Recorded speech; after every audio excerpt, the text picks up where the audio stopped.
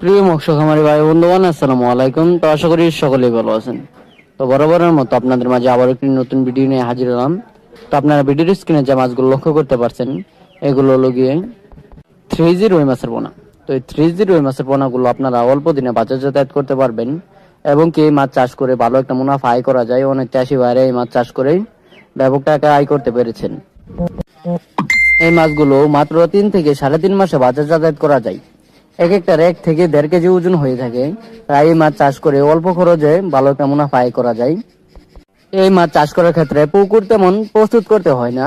যে কোনো জলাশয় এবং কি যে কোনো পুকুরে আপনারা এই মাছগুলো চাষ করতে পারবেন এবং কি এই মাছের বাজার মূল্য রয়েছে বেশ। তাই এই মাছ চাষ করেই আপনিও সফলতা আয় করতে পারবেন।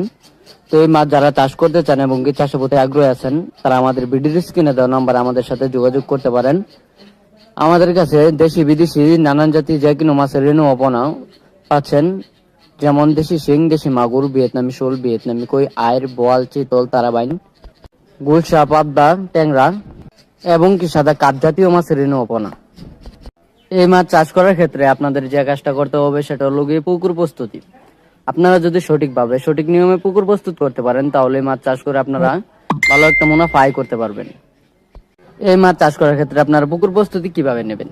তো পুকুরে যদি ছাড়ে ময়লা আবর্জনা থেকে থাকে, তাহলে ওইগুলো পরিষ্কার করে নিতে হবে এবং কি পুকুরে